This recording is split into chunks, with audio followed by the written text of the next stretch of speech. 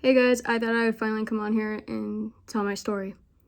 Alright, one of the reasons why it took me from 2018 till about now to finally post something, this is for anybody that actually cares, I don't know, but I had major creativity block for the longest time.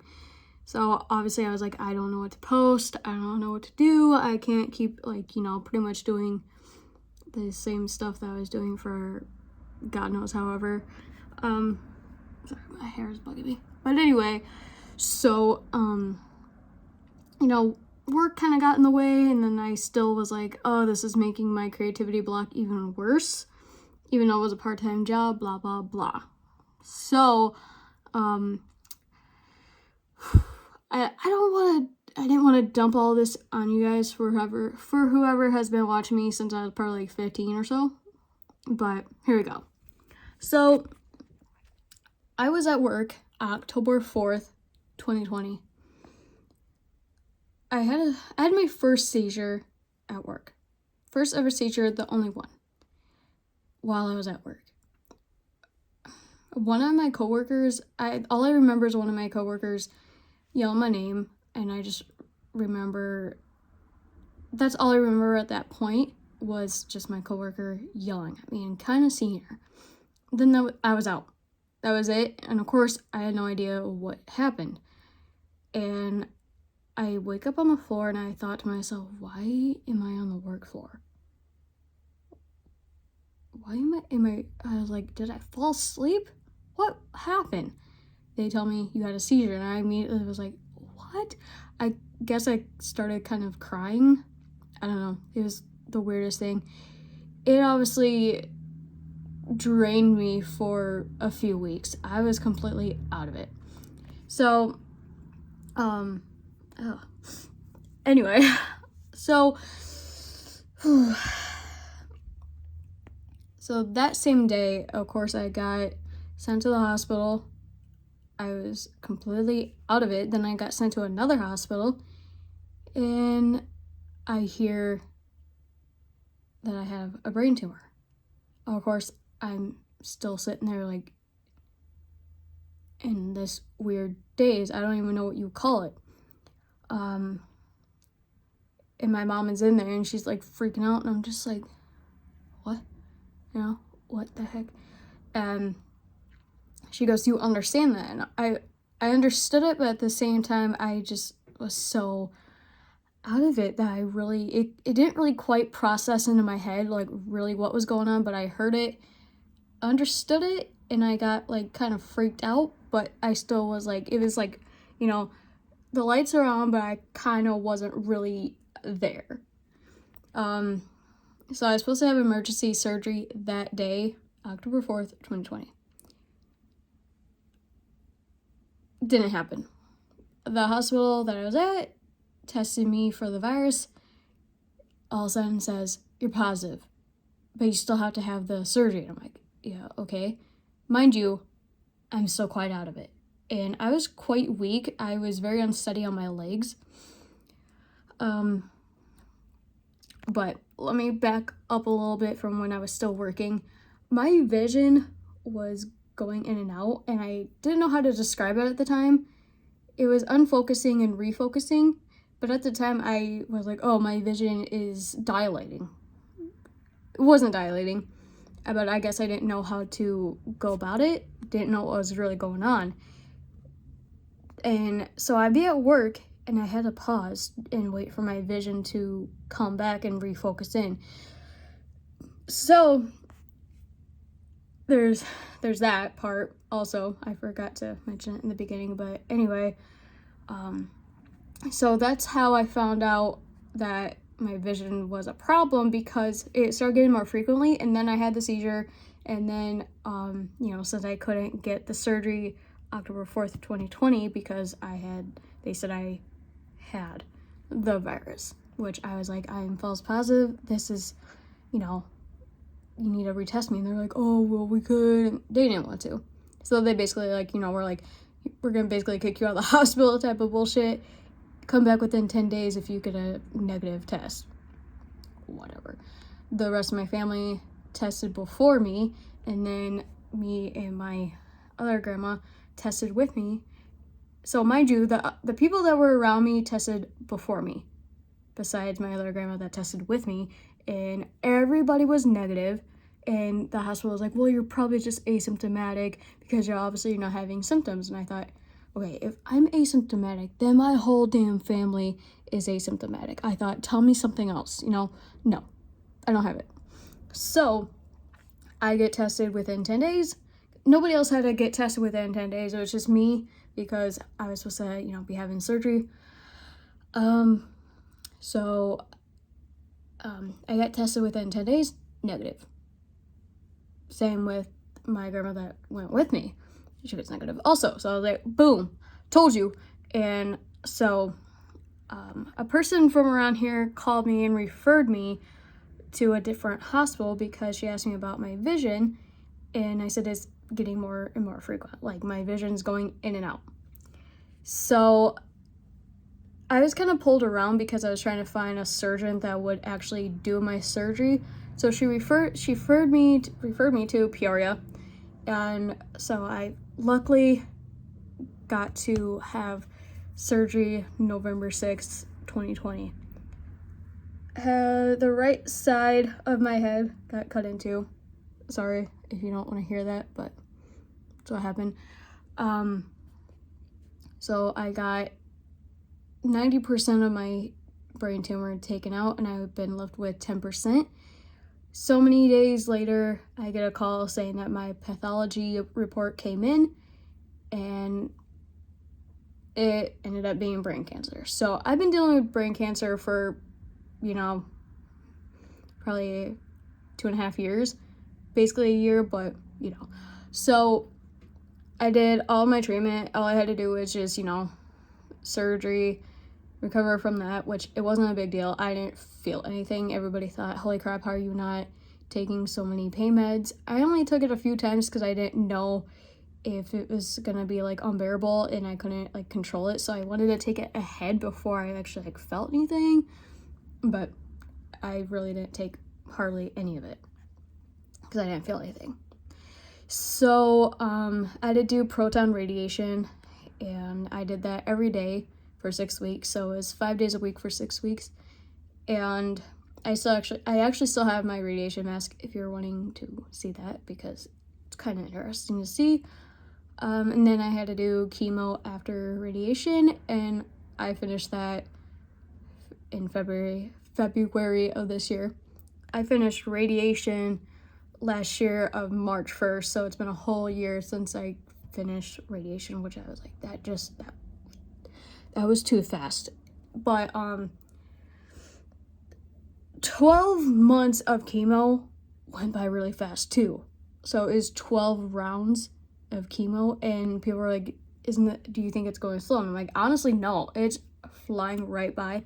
And it did. And that's why I say that was literally the fastest 12 months of my life, and I cannot believe how fast that went. I just want to say, for anybody that is going through something similar, I'm going to tell you about the experiences I was having way before I even had the seizure, and way before I even found out about any of this, before I even found out that I had a brain tumor and all that. So for months in 2020, I was getting very nauseous, and I was actually getting sick. It was getting to the point where I couldn't even control the nauseousness, let alone the fact that my eyes were blurring in and out, unfocusing and refocusing. And my nose, I kind of lost a sense of smell in my nose. So that's why some people were like, oh, that's a virus symptom. And I'm like, no, it's not, because I feel like something else is going on. I was getting tingling in my whole face. And I would get this burning sensation in my nose, and then I would get this weird taste in my mouth. And that tingling was very warm on my face. Then it would go down through my left arm, the whole tingle thing. And then I would start to get nauseous. And it was for many months, and I had no idea what was going on, obviously. And I was like, things don't taste right to me anymore. like certain foods, certain things I was not able to smell. I would say it here and there that I was like, I'm having trouble with my smell. I know it's not the virus, there's no way, and I'm having trouble with my taste, but there were some things I just wasn't talking about because I didn't want people thinking that it was the virus. I was tired of hearing about my whole nose thing. That sounds like a virus symptom, you need to like, keep an eye on it. It's not that. I just know it's not that. I just had a feeling. But the weirdest thing was, while all those things were going on, especially like with the tingling in my face, I felt like nothing felt real at the moment. Things felt like doom, for some reason I don't know how to describe it really, but for some reason I had this like insane, intense feeling of doom, and I didn't know why. And I was like, oh my God, this year, I was like, 2020 freaking sucks. Nothing seems real anymore. And I just thought, what the hell is going on? I just thought headaches that lasted for like a day or so were pretty normal, because I've had a family member that has dealt with headaches lasting for more than, a day. So I was like, whatever, it's just a really bad headache. Never really had a migraine. And all of a sudden I get a migraine. And I'm like, oh my God, me moving around made it worse. I'm like, oh God, this is my first migraine. Okay, yeah. So I couldn't even do anything. So the headaches were pretty severe. And I took so much ibuprofen, took so much headache medication that had like caffeine in it. And so, yeah, I just want to say, if you are having headaches that are so severe and they're lasting more than probably a few hours, and they're actually lasting with a day, a whole day, and like 2 days, so on, if they're just lasting so long, do not ignore it. Do not just think, oh, it's just a headache, because people around me thought that too. Oh, it's just a headache, you're just warm all the time. And ever since I got surgery and got most of my brain tumor out, I have not been on fire through my whole body and my face ever since all that. And if you have any questions, whatever, I will try my best to answer them. So because I'm legally blind, so it takes me a bit to 3-finger double tap on my screen to blow everything up so I can read it. I've adapted to being legally blind. My vision is like looking through a peephole on a door. I don't have any side view, so that's what sucks about it. I don't really do much of my face painting and special effects makeup.